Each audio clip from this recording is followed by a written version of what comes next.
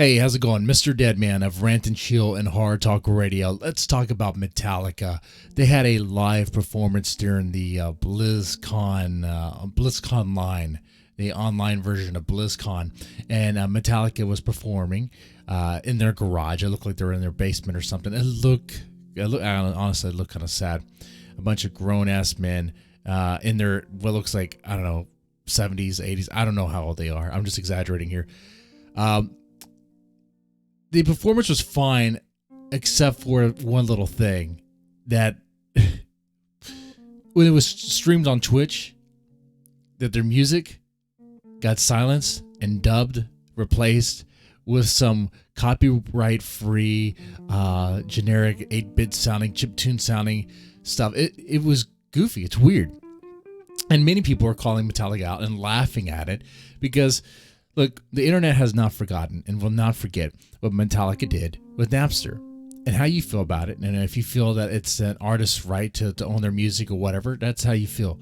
But the internet does not forget, has not forgotten what happened. Where Napster was sued by Metallica, right, for the distribution of their music, whatever, allowing it to happen. And they won that lawsuit. And from that, you get the DMCA. You get the lawsuits. You get the regulation that prevents you from being able to stream copyright music. You get the start of that. You get the start of that anyway. Regulation laws that prevent you from being able to stream copyrighted music, all that stuff, because of DMCA. People would just do a DMCA request. Okay. So when it happens to Metallica, people laugh. People laugh. And it is funny. The irony of it is hilarious. Do not get me wrong here. But there's something weird about this. If you know the history of Metallica, Metallica owns their songs now. They own the rights to all their songs. And you might think, oh, that's goofy. Didn't they own the rights before? No. Warner Brothers did. Many performers, many artists, they don't actually own their music. The record company owns the music, or the parent company of the record company owns the music. But Metallica has their own label now, and they actually own the music. They own the rights to all their songs. So it's weird how Twitch did this. It makes me wonder what happened. Like, did Twitch think that they were going to get DMCA'd? By who? By Metallica? That'd be weird. Would Metallica DMCA themselves? I mean, that's hilarious. That's hilarious. Come on. Think about that. Would Metallica DMCA themselves?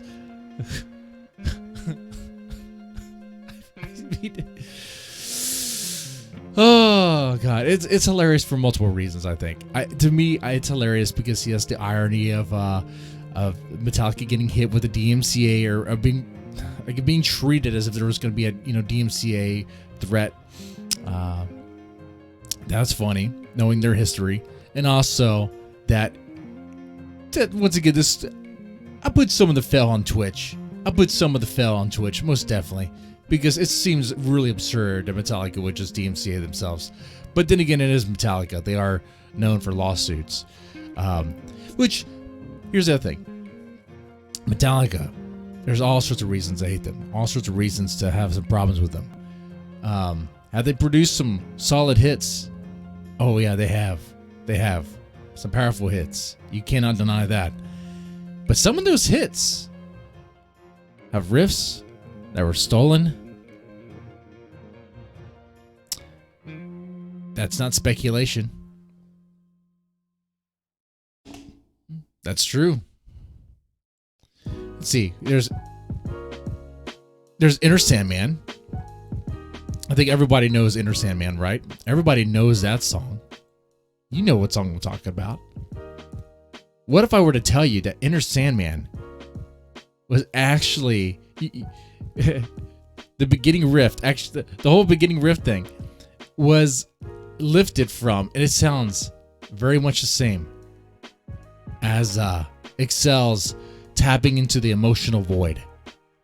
The difference is it was an acoustic intro into Excel's Tapping Into the Emotional Void, and Metallica took the same notes and everything, boom, just distorted, heavily distorted.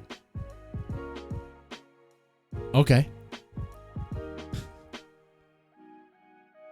And Excel could have sued for that. They were thinking about doing it, but they didn't want to because lawsuits drain your soul and they drain your bank account. And Metallica was probably going to win. It's really hard to sue over music like that because you can easily say influence. You could say I was inspired by things like that. And that's true. That happens. That happens. You know. Sweet Home Alabama. Sweet Home Alabama. Why am I saying that song? Do you know what Metallica's song that inspired? I'll give you. Just let me know in the comment section if you know. It's on the album Kill 'Em All, the first album. If you know it, you know it. If you don't, okay, you don't. And it's known. Like even Dave Mustaine of Megadeth, he used to be part of Metallica. He was part of Metallica in the day. He revealed the secret behind that song, the mechanics behind the Four Horsemen. Oh, I just gave it away. Was inspired by Sweet Home Alabama. It's true. It's true. What I'm saying is Metallica started off as a cover band. A lot of bands start off as cover bands. That's how you get known. Except they covered music that people didn't really know all that well. They covered songs, artists people didn't really know all that well and pretended like it was their own stuff. That is true. That's very true. That's what they did. That's how they got their start. And they still kind of take inspiration, influence from other bands and make it their own. Sometimes outright. What was that song? Death Magnetic, that album had a song in it called was it The Day That Never Comes. And that song, the opening riff sounds very much the exact same as Joe Satriani's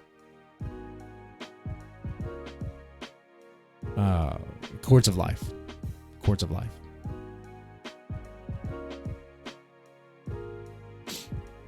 Oh, and on that same album, you have End of the Line, which sounds like Pearl Jam's Why Go.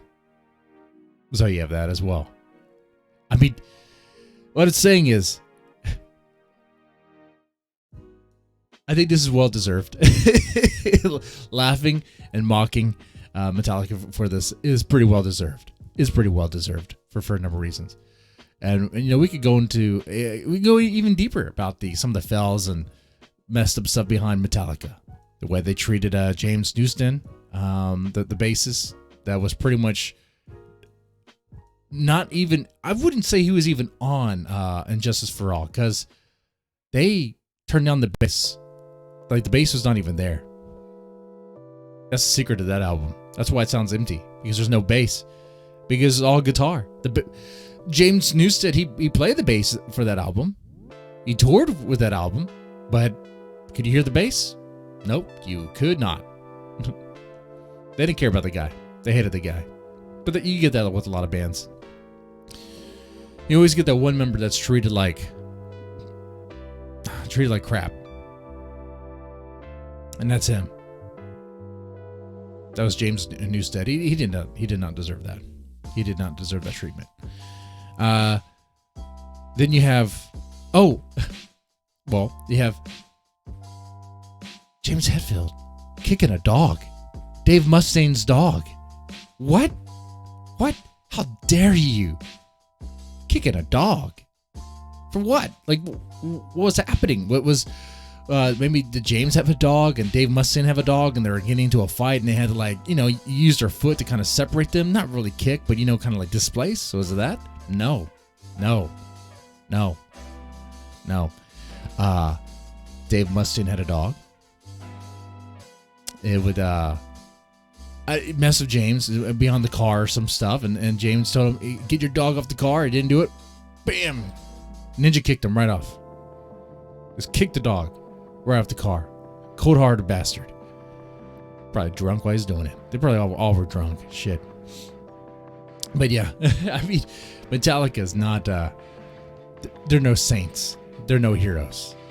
So any Metallica fanboys out there be like, oh, you don't know about the whatever, no, I don't think you know about Metallica.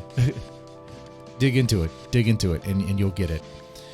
But yeah, guys, let me know what you think about this Twitch fell.